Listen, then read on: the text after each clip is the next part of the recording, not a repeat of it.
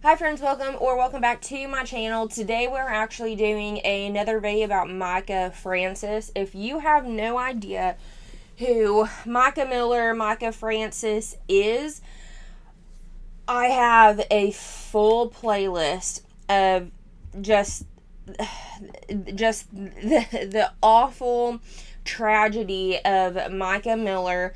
Her family is asking us to call her by her maiden name, Micah Francis, because that's what she was trying to do before her alleged taking of her own life, which I've made it very, very clear on here that I do not believe that she took her own life. We do have an update-ish, not about the investigation or the case, but of John Paul Miller and the fact that he is now married to the woman who he was having an affair with when he was married to Micah, which this woman, her name is Susie Skinner. We have talked about her at length. Her husband, a year prior to Micah's passing, he also died in a freak accident of his wheelchair. He got in a car accident. He could not walk, so he was in a wheelchair, and because of that, he was then a public speaker, and he was trying to do better for his life and encourage other people. He went to a pool alone, and his wheelchair just magically ended up in the water, and so he died, and I believe that was like even a day after Susie Skinner, his name was Chris, he went to go talk to JP because he knew about the affair, and he was telling JP, hey, stay away from my family. And then that next day, he magically dies. And then a year after, Micah Miller dies, and what do you know it, JP and Susie Skinner get married. So, did we all see this coming? Is it still weird? Yes. So, I have two TikToks that we're going to watch today, and it's about their wedding on Myrtle Beach. And then I have an article from Luna Shark Media that we are also going to read because they are diving deep into the allegations and the abuse from JP Miller and his father. So let's watch this TikTok. And I don't miss what we had a good song. Oh, how sweet. Congratulations, guys.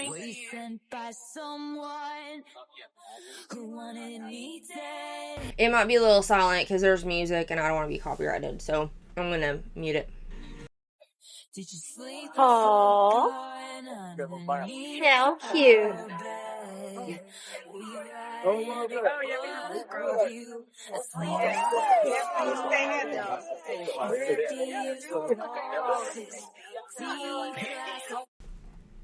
Remember who that is? I forgot her last name. Trisha, whatever. We also spoke about her and the very, very odd things that she was doing. Again, I have a Micah Miller investigation playlist here on YouTube. I've been here since day one talking about this case. This was not this, like last April, it was April before. It was when I started talking about this when I saw the video of JP talk to his congregation about the passing of his wife and how it was just sudden, she did it herself, and it was so weird that I started talking about it, and it just, like, we were right, like, it was weird. It was weird for a reason, and now everything is just I don't want to say fallen into place because that sounds like positive, but I think, in my opinion, again, she did not off herself. I think they had a lot to do with it, and Chris Skinner also dying. Like, come on, man. This is not a coincidence. And the JP absolute lover of this woman do, he cannot do no wrong. Like, oh, and I forgot to mention, I'm pretty sure I mentioned it in like the last video, that the building where Solid Rock was, they sold it and they moved their church somewhere else, so he is still preaching. So the people who are going to that church and they're in the congregation, y'all need to get your heads freaking checked. There's something wrong with you, for sure. Oh, and none of their kids, like, from either side went to the wedding at all. Are you with now? They're old boomers. To be quite honest, I don't see any young person, and it's weird. No, I love love. I love love too. I do too. We all love love. Yeah, right? Okay. So let's go watch the second TikTok. It is by Married to a Lunatic on TikTok. And she just goes into the whole entire hootenanny what's going on. Congratulations, guys.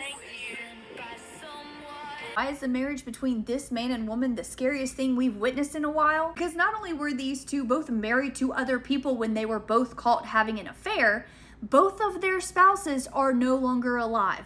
That groom is none other than J.P. Miller, Micah Miller's husband. And just 4 days after Micah was found with what they believe was self-inflicted wounds that ended her life, her husband was spotted out with this woman. Meet Susie Skinner, whose husband Chris passed away 1 week after confronting JP about the affair JP was having with his wife Susie. Chris, seen in this picture with his now 17-year-old twins and wife Susie, was a quadriplegic who lost his ability to walk at the age of 20. And after finding out about his wife's affair with Micah Miller's husband JP, drowned in a pool. I'm really sick and tired of being sick and tired.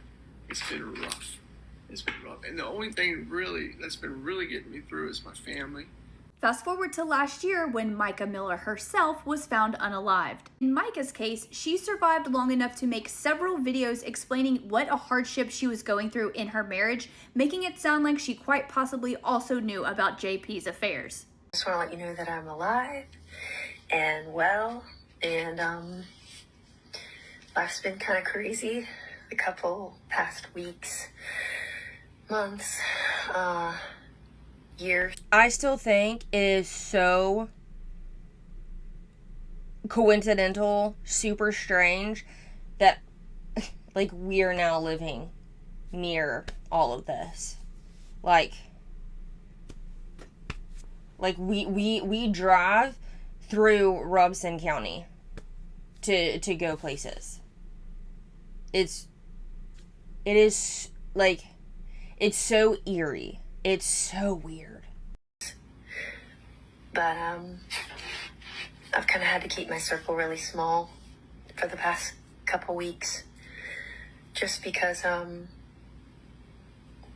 going through a lot and it's hard and it's my cross to bear. Why am I saying affairs plural? Because Micah's husband JP wasn't just making headlines for her mysterious disappearance and then finding her not alive. He was also making headlines because 2 months before anyone even filed for a divorce, he was leaving his number to waitresses on receipts. Since this couple came forward publicly dating, they also reopened Chris's case. So whether you believe Susie and JP had anything to do with this, as they should, because it was very, very strange, because the pool that he was at alone in a wheelchair, there weren't a lot of people there to my remembrance, but there was video, there was surveillance, and so they watched it again, and the wheelchair just powered, and he couldn't do anything about it. And the people who were watching the surveillance were saying that his face was like confused, like what's going on. He was trying to do whatever he could to not get in the pool. So I do not believe for a moment that it was self-inflicted on his end. I think, this is alleged, this is my opinion, I think the wheelchair was Bluetooth based. I mean, I don't know if there's any way now that you could trace that back, but I really think that it was blue toothpaste, and she him over. That is y'all, this stuff is not coincidental. Not coincidental. I fully believe they had things to do with each other's people dying. 100%. Their spouses no longer being here, it's going to be interesting to see which one survives this marriage. Okay, again, I'm sorry, the thing was, I wasn't sure how to take it off, but then it magically disappeared. So we're gonna read, oh my goodness, it's so long, we may not get through all of it, but I'm gonna read, it's Luna Shark Media. The title is Pastor J.P. Miller and Wayne Miller accused of sexual abuse targeting minors in new lawsuit. And I was looking for it the other day when I saw this article. I cannot find the freaking date to this article, which is super strange. You can usually find it pretty easily, but I can't. I'm going to put it on the screen so you can see it too. Myrtle Beach, South Carolina pastor J.P. Miller now stands formally accused of raping a 15-year-old female church member in 1998 and of sexually assaulting her again in 2023. On Tuesday morning, attorney Randy Hood of McGowan Hood held or whatever of Rock Hill, South Carolina, filed a complaint against Miller in Horry County Circuit Court on behalf of his client, whom he identified as Jane Doe number 1. Hood spoke about the case in a TikTok video saying, in part, "In my case, Jane Doe alleges that in 98, John Paul Miller sexually assaulted her at Cathedral Church while it was being run by his father, Reginald Miller. He also alleges that in 2023 he sexually assaulted her again. This case involves complex issues involving repressed memory and not understanding what happened to you until much later." Allendale attorney Mark Tinsley has also joined Hood as part of Jane Doe 1's legal team. Tinsley's work helped expose Alex Murdaugh. Oh, wow. Tinsley worked to help expose Alex Murdaugh's exploitation of the probate system and this theft of client funds. Oh my god. I'm having a stroke. I haven't read out loud in a long time. The 43-page civil filing names John Paul Miller, his father, and their Church of Solid Rock, All Nations, whatever, all their churches. The lawsuit alleges that the Millers engaged in sexual abuse and predatory conduct, often targeting minors. For nearly a year, Myrtle Beach pastor J.P. Miller has been at the center of an FBI investigation following the April 2024 death of his estranged wife, Micah Francis, who was found dead in a North Carolina swamp last year. While Francis' death was ruled a suicide, evidence has shown a pattern of alleged abuse from J.P. leading up to her death. Micah's death has inspired domestic violence awareness advocates around the world to push for coercive control laws in South Carolina and beyond. This is not the first time the disgraced Myrtle Beach pastor has been accused of sexual abuse. In Micah's list, the allegations published from Micah's diaries and other evidence by Micah's attorney, Regina Ward. JP was accused of demanding Micah to have sex with him while she was hospitalized, forcing her perform sexual acts against her will, and demanding that she watch him in sexual acts, all while preaching on Sundays that it was Micah's job as a woman to submit. That is not what submit means. That is not what submit means. The lawsuit alleges that Jane Doe was 15 years old in 1998 when J.P. Miller raped her inside the church building at Howard Avenue, former home of Solid Rock Ministries. She also alleges that J.P. Miller sexually assaulted her again when she encountered him in Myrtle Beach, 2023. As Regional Wayne Miller, J.P.'s father, Jane Doe 1, says, in part, defendant RWM and other unnamed members of Cathedral Solid Rock knew John Paul Miller's propensity to spend improper amounts of time alone with minors by himself or engage in sexual misconduct. According to multiple sources with knowledge of Jane Doe's case, there may be additional victims of sexual assault and molestation who are considering act against JP and Wayne. Good. Generally speaking, sexual violence causes that involve church leaders can be complex because of the nature of the abuser's spiritual roles in young church members' lives and the weaponization of victims' belief in God. Yes, so essentially what that's saying is that the people being abused, or the abusers can manipulate your relationship with God in order for your mind to kind of like, oh, maybe I need to do this, or God told me, God gave me a vision, like, you want to be close to God, don't you? Well, this is the only way that we can do this with like God's protection. Or even it's like your word against mine, nobody's ever gonna believe you. Or really thinking that the pastor or the person of authority truly loves you and truly wants to, one day marry you and really corrupt you in that way. There are so many, or even, like I said, it's your word against mine. And in a lot of cases like this, especially within church, the woman is made to look like it was her fault, right? Like, well, she shouldn't have been wearing that, and it caused me to stumble. And instead of, I was lusting, it was not her fault. Like, of course, they're not gonna say that. They're going to point that, well, she was coming on me. I did fall, but she was really coming on me. Essentially saying, like, it's consensual, but really, it's a teenage girl. She's not putting the moves on you.